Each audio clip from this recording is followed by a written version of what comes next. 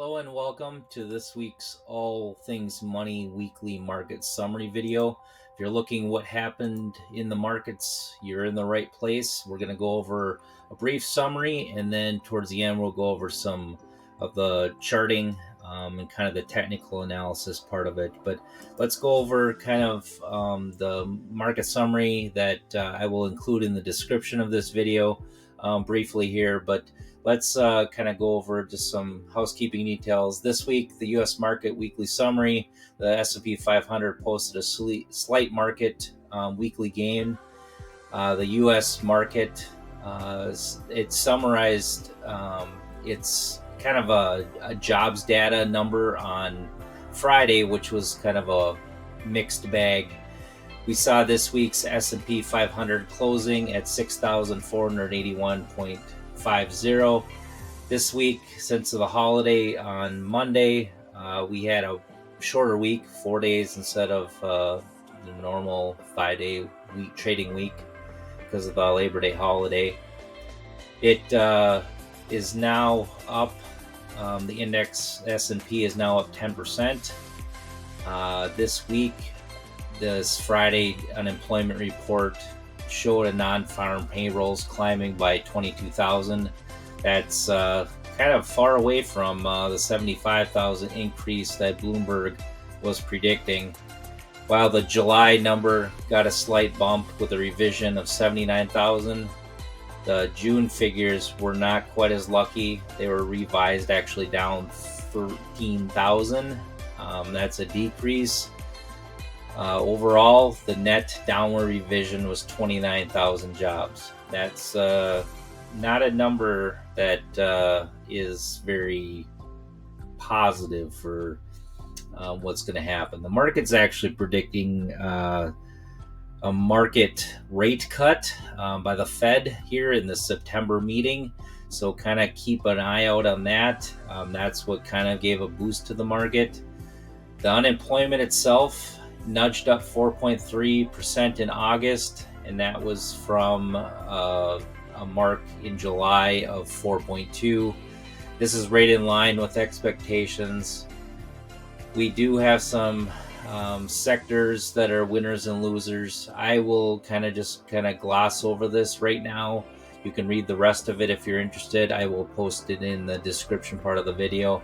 Just to keep this video a little shorter, I will put the commentary in Word format that you can read through in our description. But you can kind of see that I went through and kind of analyzed all the market summary or the sectors and stuff as well for this week. Now let's cover some of the technical side of the market using our charts here. Let's take a look first at the spider. The spider mimics the SPY, or actually SPX. This is the SPY. We do see an upwards trend here.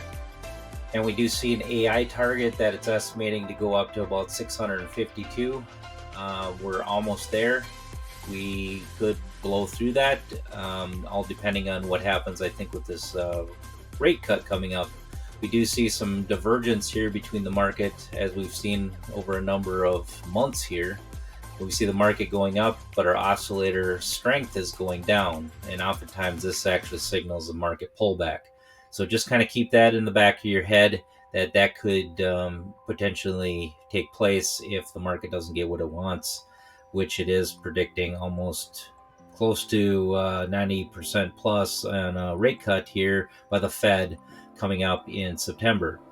I don't see the rate cut probably being more than probably a quarter point, but we will see. If the market gets really surprised, it may shoot quite a bit higher. But I would say we're probably looking for at least a 0.25% rate cut here coming up. And the market, I would think, would be satisfied with that, but we will see. Let's go on and take a look at the Dow, or the DIA. We do see a similar pattern here playing out in the market. We see the upward momentum with a lot of upward pressure here. And it has now reached the tap box, but we are also seeing this divergence with the oscillator strength moving down. So this jaws-like pattern here, like I've said in the past, could be signaling a downward momentum coming up in the Dow Jones as well. If we take a look at the NASDAQ is showing a similar pattern here. Right now, it is only showing to be a wave 3. We have seen some triangle formation here. This is kind of played out accordingly. It's kind of broken through. Let's kind of just redraw these triangles, or the potential patterns of these triangles here. This could be signaling that we've had an upwards breakout now of this triangle pattern. So if we do see this progressively go higher, break this wave 3 high and keep going, we might see quite a bit of upward momentum. We are seeing this jaws-like pattern, this upward progression in the QQQ, as well as the downward pressure in the oscillator. So be prepared that this could also be a false breakout, and we could be seeing some downward momentum. If we go on to the IWM, which is interest rate sensitive, it does like rate cuts because small businesses can borrow money for a lot less. We do see a doji here as of Friday, signaling this completion of the wave 5 high, but we do see a tap box here that could be even substantially higher. So we are not seeing quite as much divergence here as we are on the other charts that we just went over. So this one may progressively go higher if we do get that rate cut. Let's go over and see the TLT here. The TLT has now broken this triangle that we've drawn, and this could be signaling this going higher. Just keep in mind that when the TLT goes higher, that's signaling rates go lower because it's that inverse proportional relationship. So the bond market is saying that we're going to get that rate cut here coming up in September. So let's hope that the bond market is right, like it usually is. We do see the VIX pretty much, hovering around the same sideways pattern that we've had for quite a few months. It's right now parked at about the 15 area. We don't see a lot of downward momentum at all. We just kind of see this sideways projection. The AI has signaled that we were due for a correction downwards, and basically a VIX reading going higher. This could still play out depending on how the Fed, would excite or disappoint the market. If we go and look at the gold pattern is just absolutely a rocket ship higher at the moment. AI is actually predicting a target here of almost 340 an ounce. We did see a bump higher here and then a pullback, and now as of Friday we see this going higher. So this could actually progressively play out. That we have quite a bit of strength here in the oscillator at the bottom here. Gold looks like a good buy for the future. If we go on and take a look at its counterpart silver, the SLV, we see that we do see a tap box here to the quite a bit higher, and we've actually kind of already reached that lower part. But if we go up to the mid part or the high part, we could be looking at about 38 or 40. So the oscillator here is not pulled back, it's actually increased. So there's a lot of money going into gold and silver at the moment. If we look at UNG, which is our natural gas, we do see this possibly playing out as a short squeeze, that all the exhaustion has taken place, and now we have seen this move higher. We are moving into potentially some colder months. The Farmer's Almanac has predicted a colder than usual kind of winter. So this progression may be up to even the 200-day moving average here, which would be around the 15 mark, might be kind of in the cards in the near future. We take a look at the USO, which is our oil market. We do see that oil is kind of taken a plummet here lower. I do see them wanting to keep oil right around the 75 region.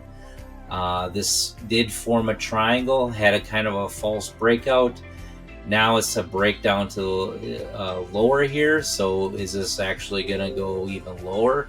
It's hard to say. We will see whether this does play out regarding that, and in the near future that will show up one way or the other. I think we probably will have some lower oil prices or no higher than about 75 here. We kind of take a look at Bitcoin just to kind of point out this support level here. The BITB is a good optional Bitcoin. We do see this, if this holds with support, which it looks like it is, I do see a progression in Bitcoin higher. We do look at the ETW, which is an Ethereum ETF. We do see this as kind of bouncing around in this triangle pattern.